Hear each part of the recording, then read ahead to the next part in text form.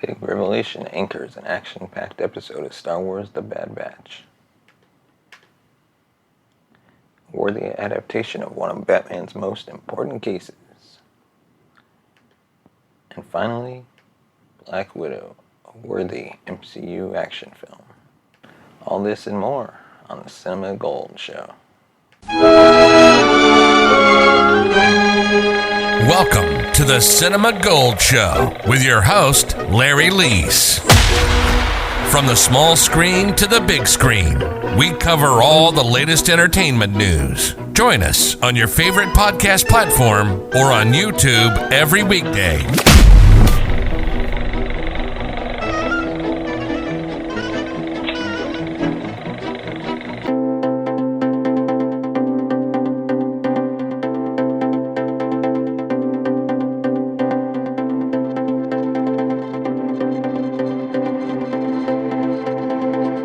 Cinema Gold Show. I'm your host, Larry Leese. Today we're breaking down the latest movie news and TV news from around the industry. Today we're talking Star Wars The Bad Batch, Black Widow, and more.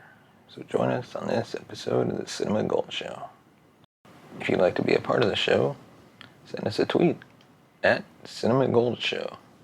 And your tweets could be read on the show. Thanks, and let's get on with the show.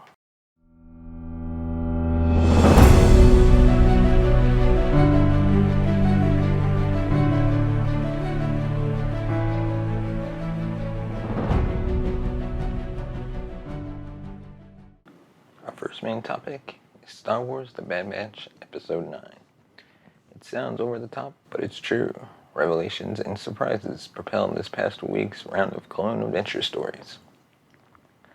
Bounty Lost features excellent bounty hunter action and a pleasant focus on Omega, not just what she is, but what choices she makes when she's on her own. Sure, some revelations feel more like duds, but overall, it's an episode that certainly isn't afraid to move the plot forward, and returning characters and a real sense of threat keep it exciting. Bane has captured Omega, while the rest of the Bad Batch tries to catch up. She offers to help Bane's hassled droid, Todo 360, as a way to escape her cell, but she's too late. Bane delivers Omega to an abandoned floating installation on the planet Bora Vio, where he's supposed to meet up with Taun We, the Kamino aide who ushered Obi-Wan Kenobi into the cloning labs in Attack of the Clones. Interestingly, there's a bit of a schism between the Kaminoans. Finally, Nala Se has done what she seemed likely to do and thrown in her lot with Omega, openly defying Prime Minister Lama Su's orders to recover the girl, dead or alive. Fennec Shand is also in the mix to recover the asset. While she and Bane clash, Omega makes her escape, rescuing herself and returning to the clones to learn what they already know. The Kaminoans want her because she's an unmodified clone of Jango Fett, like Boba, and therefore just what the cloners need to get their share of Imperial credits. Let's talk about that Omega reveal first. There are two angles here. Is this surprising, engaging storytelling? And is this a good look for a show that has faced criticism throughout for minimizing the fact that Jango Fett, the original clone template, was modeled on a Maori man with a darker skin than most of the animated clones? The answer to the latter is a resounding no. Why does Omega look like she does, with fair hair and fair skin? Sure, it wouldn't have been much of a surprise if a girl who looks exactly like Jango Fett turned out to be a clone of Jango Fett, but referring to a blonde girl as the pure version of a brown man doesn't quite seem like a great social message. As far as dramatic beat goes, the reveal that the Kaminoans want Omega because she's pure Fett DNA is a puzzle piece gently slotting in. No hanging off the side of a seemingly endless drop for this parental revelation. Instead, it's delivered to both the clones and Omega in quiet conversation. A lot of things in this episode felt like confirmations of hints that make the story more solid. Now we know Omega's origins, who's on which side in the Kaminoan infighting, who sent Fennec, and a little more about how the cloners do business. And that's okay, the show seems more focused now. Funny that it happened in an episode without most of the main cast. Yes, this is the Omega episode. It's neat that her mouse and lion story doesn't really end in the help your enemies lesson. Omega's kindness doesn't sway the droid, instead she tackles him to get where she needs to go. Her positive view of the world, while a nice part of the character, I wouldn't want to see completely removed. It doesn't always guarantee the people around her will reciprocate. She takes control of her own situation, and I'm impressed with the way the show balances her capability with letting her make her own choices. She does the job herself, and the range of emotions she shows here, from her anger at Cad to her confusion at the answer to her parentage, makes her feel more like a complete character. The little bit we get of the other clones is pretty nice too, with Hunter doing his job as leader, clearly under the heavy burden of knowing how much he cares about the girl. But Wrecker, being the one to reunite with her first, was a delight. That brings us to the other stars of the show, Bane and Fennec. In a series where some of the best bounty hunters gain their longevity in the fandom by simply looking cool, it's great to see a scene with visually arresting characters who also do things. Both Bane and Shand hit hard and ooze personality, from Bane's western stylings to Shand's steely focus. The sound effects in that fight were great, from punching, hitting, to blasters firing, as were the way blaster bolts left visible scars on the wall. The variety of weapons and tactics they used kept up the energy of the scene so well. I also really believe the show might kill Bane, whose plot armor exists only in the form of unproduced The Clone Wars scripts. He was supposed to appear in a story where he would team up with and then battle Boba Fett, leading to a duel that seemingly resulted in a metal plate now on Bane's head. The episode has real stakes, both physical and emotional. But Cad Bane survives to continue the hunt. I do wish Fennec had a bit more characterization, even with the fact that Star Wars bounty hunters are usually like this. Bounty Lost intersects with Star Wars canon nicely without feeling overstuffed with cameos, and gives Omega a chance to shine. Everything is coming together. The show feeling more cohesive, interesting that it does so in an episode without many of the main characters, and with Omega's backstory a gentle conversation instead of a major revelation.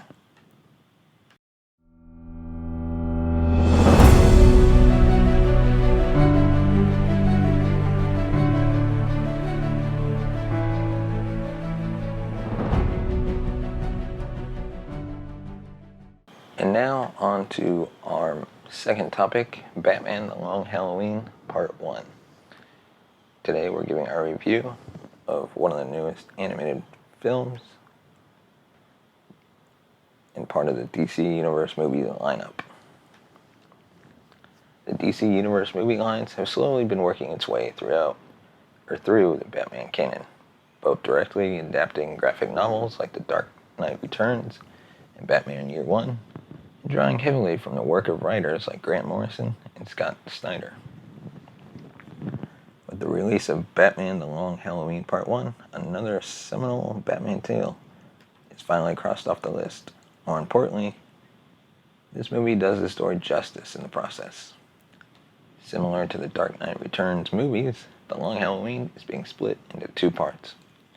It's hard to imagine the source material, a year-long murder mystery centered around a rookie Batman, Captain Jim Gordon, District Attorney Harvey Dent, and the Falcone crime family being squeezed into a lone 80-minute adaptation. So the two-part approach is definitely warranted, and with Part 2 on the way in July, it's not as if fans have long to wait for the conclusion. That duology format gives the mystery the room it needs to breathe, and allows the film to introduce and flesh out all the key characters. In some cases, the movie actually does a better job of developing the supporting cast than the source material itself. Poor pacing used to be the kryptonite of the DC Universe movie lines, but that's been less of an issue with recent projects like Justice Society World War II, Justice League Dark, The Apocalypse War. Part 1 even manages to find a natural ending point in the midst of this larger, serialized storyline. The only real complaint to level at the movie's handling of the source material is that it's not always immediately clear when the narrative jumps ahead from one holiday to the next. The film could really use some clear-cut chapter breaks. Who knows, maybe we'll get that if and when both parts are re-released as a director's cut version. The Long Halloween also strikes a delicate balance between remaining faithful to the source material while blazing its own trail. Many shots, lines, and scenes are lifted straight out of the graphic novel. However, other scenes might be condensed or expanded. The movie also takes the liberty of sprinkling in a few more action scenes to spice up Batman's ongoing investigation. Fans of the comic may think they know where this mystery is leading, but if 2019's Batman Hush is any indication, there's no guarantee the mysterious holiday killer is who and what they appear. The Long Halloween marks the debut of Supernatural star Jensen Ackles as Batman. Ackles proves to be a strong casting choice. His story is set at a very specific point in Batman's costume career. He's been on the job long enough to gain some experience, but he's still naive enough to think he can simply pummel Gotham's criminal underworld into submission. Ackles' Batman is scary, while still having a youthful aura about him.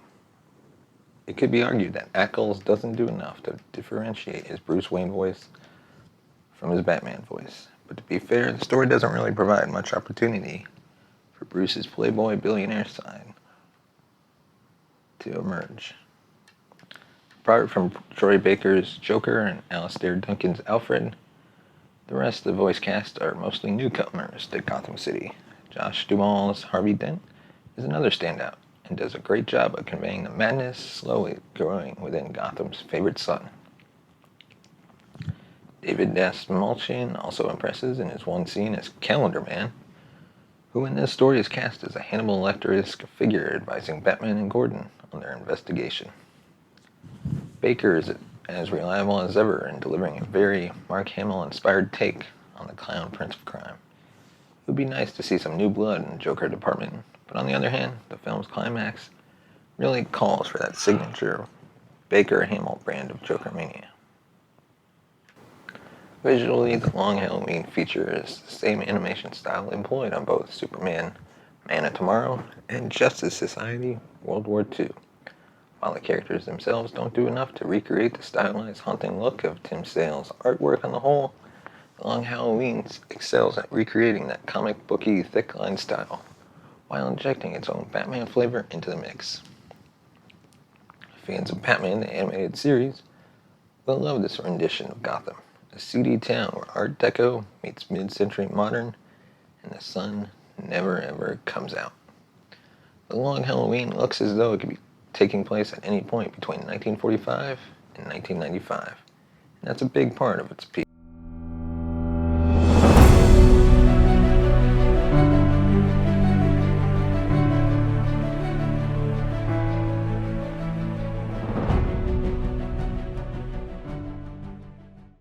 And now our verdict for Batman The Long Halloween Part 1. While it may not quite meet the high standard of Justice Society World War II, it's a well-crafted addition to the revamped DC Universe movies line. It faithfully adapts the comic book source material while still veering in its own direction at times. It's difficult to imagine this adaptation working nearly as well if Warner Brothers Animation had tried to cram the entirety of The Long Halloween into one movie. With any luck, Part 2 will be just as successful.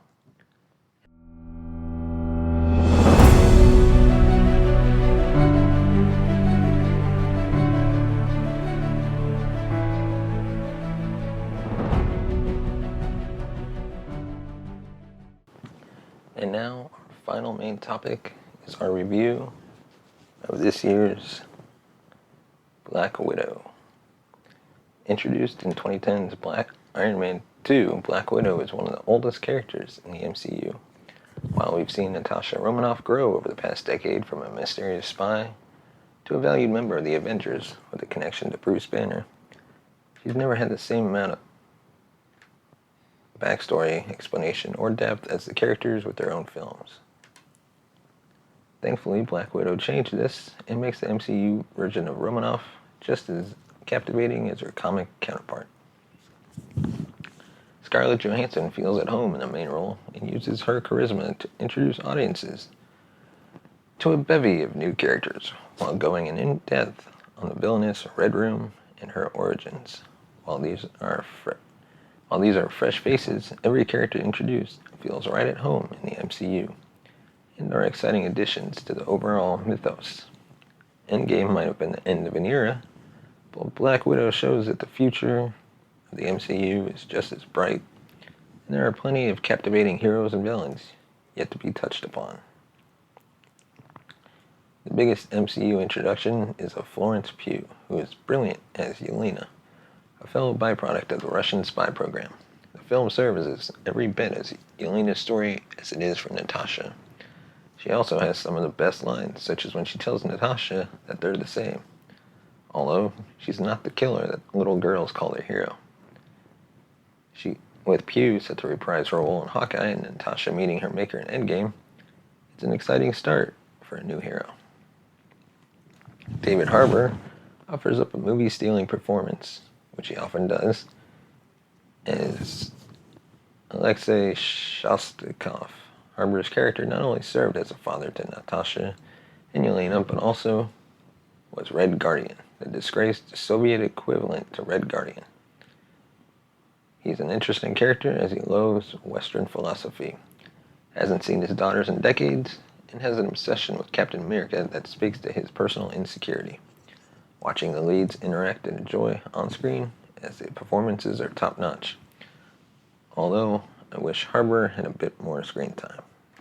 There is plenty of the signature MCU-style action that fans have come to expect in Black Widow, and there are some impressive set pieces that stack up to the coolest scenes in past films. However, the movie is ultimately about family and confronting one's past, which gives it a unique feel. The sisterly feel between Pugh and Johansson is brilliant, as there's a competitive edge and some hard feelings after being estranged for so long. The main foils in the film is Taskmaster, who is depicted as a total badass killing machine that ultimately becomes a sympathetic figure, and Red Room head Dreykov, who is brilliantly depicted by Ray Winston as a manipulative commander without any moral compass. The conflict here is personal for everyone involved, and it makes the action all the more hard-hitting as a result. While the timeline makes it clear Natasha survives, there is plenty of drama and uncertainty in the plot as it plays out over its 2+ hour runtime that goes by rather quickly. While I wasn't sure if Black Widow was truly needed before watching, it serves as an interesting piece of the Marvel Cinematic Universe canon, and is well worth the watch, even if you're just a casual fan. More than just one last time to say goodbye to Johansson's Natasha Romanoff. It's an introduction to several great Marvel heroes and villains, as well as an exciting spy flick in its own right. It's a bit of a shame, as a viewer, that my greatest connection with Romanoff comes after her character's emotional demise, but the added depth to the character will only make her past appearances stand out all the more in retrospect. And I'd give this movie about a B. There's a few minor issues with the film, but it's pretty good compared to the rest of the Marvel Cinematic Universe. And that's all we have for this episode of the Cinema Gold Show. I'm your host, Larry Lease. Let us know what you thought on the topics we covered. Send us a tweet at Cinema Gold Show. Find us on Instagram at The Cinema Gold Show. And like us on Facebook. Just search Cinema Gold Show. Thanks for listening. And we'll see you next week. Or tomorrow.